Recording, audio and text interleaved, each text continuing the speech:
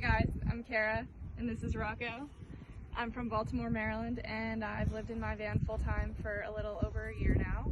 I'm a web developer, so I took my career with me, and I bought a van because I just love traveling and rock climbing so much and didn't want to wait until I was 65 and retired to take off. So here I am living in this, 72 square foot box.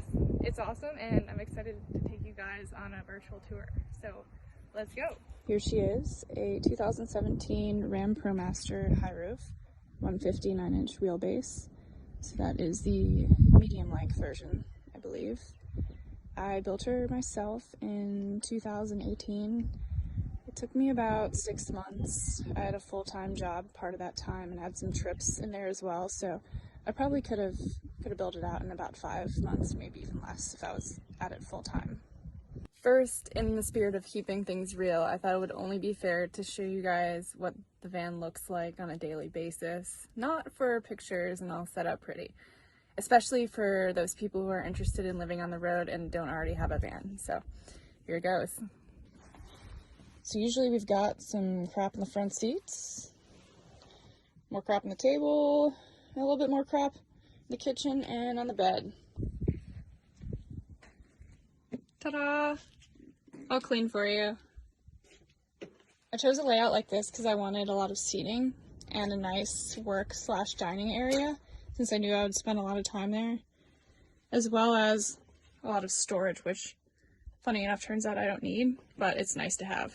I'm going to start with the cockpit. We've got, I'd say, 4 major upgrades here.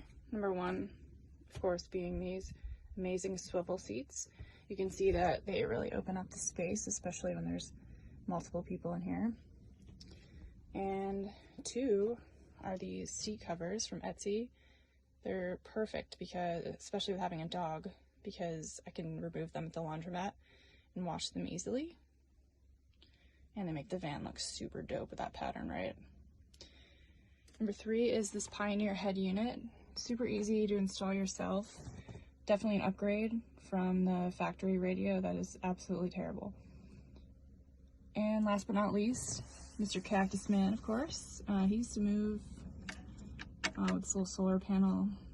Doesn't anymore, but he just sits there silently now. Alright, so that's about it for the cockpit. Let's go on back to the living space. Here is the dining area / workstation / dog cave / doggy footrest. This is where I get most of my work done. It's a pretty comfortable setup at this table, and I get a nice view of wherever I'm parked at, which hopefully is not a Walmart parking lot.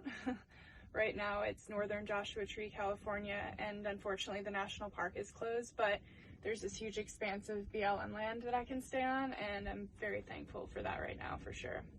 Cushions come off, and here's the electrical. I need to install something to keep this door to stay. Right now it's just jerry-rigged with the laptop. I've got 200 amp hours of Battleborn batteries, a Victron Multi-Plus 2000 inverter so I can run the microwave and plug in my computer and other stuff. This solar charge controller goes to 175 watts of solar on the roof, which I'll show you later. That basically keeps the batteries charged if I'm in a really sunny place. I only have to worry, I guess, if it gets cloudy for 4 or 5 days straight, then it might get a little low. But I do also have a battery-to-battery charger, which is mounted under the driver's seat and comes in here and will charge the batteries off the alternator while I'm driving. So that's helpful. Overall, I'm pretty pleased with the electrical system. I wish I had done a little better job of keeping the wiring neater in this box. It gets a little messy under here, but gets the job done. And nothing has melted yet, so that's exciting. And I can also keep an eye on the battery charge with this Victron battery monitor, so 13.4 is pretty good right now for a cloudy day. Next up is the bathroom. There it is. Stoked for the kitchen since it's one of my favorite parts of the build. I've got a wood veneer countertop from IKEA, which I cut to size. I wish I did solid wood, but it's all good. And a 2-burner Ramblewood cooktop that's got a small burner and a large burner, so it's nice I can use pretty much a full-size pan in the back. and it's very efficient. I only have to refill my 20-pound propane tank every 4 to 5 months, if that.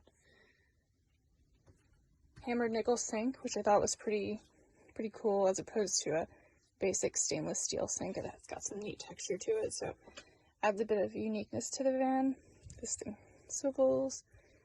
Under the cabinet, we've got these lights, which is great at nighttime when it gets really shadowy and hard to see. That's one of my favorite parts that I installed here.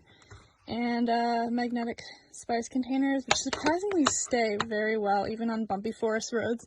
I think I've only had one fall once, so that's quite nice. An air hanger, crucial. Got a heater over here. Now a lot of people ask about this. It's an Olympian Wave 3 heater. It's a catalytic propane heater, so I don't highly recommend it, I guess.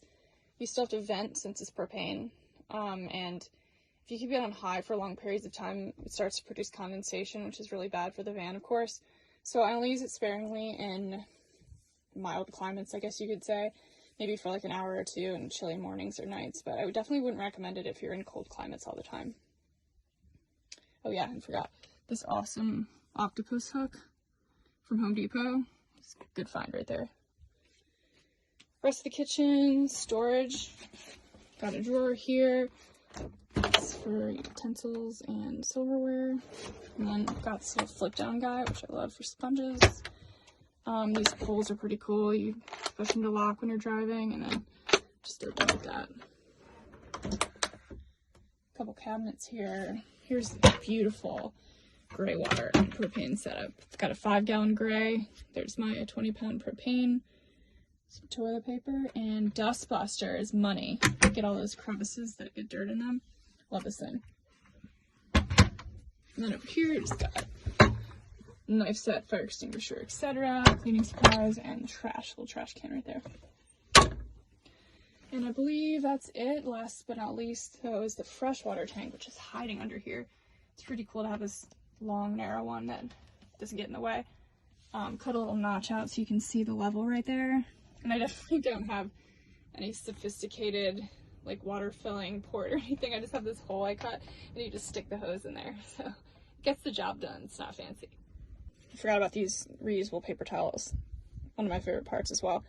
I used to use so many paper towels, but these are great because you can throw them in the wash, and they're like really thick with this terry cloth on the other side. And they're beautiful. I still have regular paper towels because some messes you just want to clean up and throw away immediately. I love the aftermarket windows I installed. These are C.R. Lawrence windows, and they're awesome because you can vent. They're screened in, and you get this little guy that opens up. Obviously I have one over here too, so you get that nice cross breeze. Homemade window shades. So these are made out of 1 inch of polyiso insulation. Right here you can see, and then the side that goes in the window is Reflectix, and the other side that faces inward is nice, funky fabric. So they're kind of bulky, as you can see, but I store them on the bed during the day, or they can go underneath the bed in the back. It's not a big deal. The reason they're so bulky, though, is because they insulate so well. So it's great to keep the heat in at night, and then the sun out during the day if it's really hot out. So I'm going to put them in, and oh yeah, you can see the Velcro here. That just attaches to the other side of the Velcro in the window frame. So just unfold them, slide them in, push them in the frame, and there you go. So I really forgot about the refrigerator when I was discussing the kitchen. Duh. This is an Isotherm Drawer 130, so it's 130 liter or 4.6 cubic feet of capacity, which is a lot for a van fridge, but I like to eat a lot of food, so it's perfect for me. It has a wine holder, get right to it, right? Which is currently actually filled with mayonnaise and ketchup. Usually there is a bottle of wine in there. And got some nice drawer space here. It's got another pull-out, which is awesome. Just made some Thai peanut chicken thighs, and there's some cantaloupe in there. And then the freezer is great to have too. This is a large freezer for one of these types of refrigerators. And I love that, because especially now, because it can stock up its stuff at the grocery store and be good for weeks. I also have a microwave that I don't use too often. It's great to reheat coffee and tea though, and heat up my lavender neck wrap that I like to use sometimes. But it's just a regular household microwave, and it runs off the inverter just fine. Welcome to the bedroom. This is a queen size memory foam mattress with 7 inches chopped off the end, so it would fit widthwise in the van. And I'm about 5'11", so it's perfect if I lay a little bit diagonal like this, and I can stretch my toes all the way to the end of the van and still be comfortable. And I wanted it widthwise because I wanted to maximize the space back here and be able to put stuff underneath this bed in the garage and everything, and have all this storage right here. So these are just more drawers with clothes and everything that I can reach from the bed if I need to. And here's the garage where I store all my gear and extra stuff. I've got a custom set of drawers in here for all my off-season clothes and tools, and a dog food bin goes in here. Some nice heavy-duty marine latches. And then on either side, spots for my gear. Got a crash pad in there, some camping stuff, extra bags, weights. And then over on this side, I usually have a biking pole. It's secures in the front wheel. So it goes back pretty deep to keep a lot of stuff in there. And it's way more organized, just in the process of reorganizing some stuff, so it's a little messy. And then the doors, awesome. I got the same window shades, except they don't fold in half. And some pockets for more camping stuff, hoses, and some books up here. This was fun to make. And then I just hang my laundry bag over here, and got a inflator for the tires, which is come in handy. And then next, let's head up to the roof deck.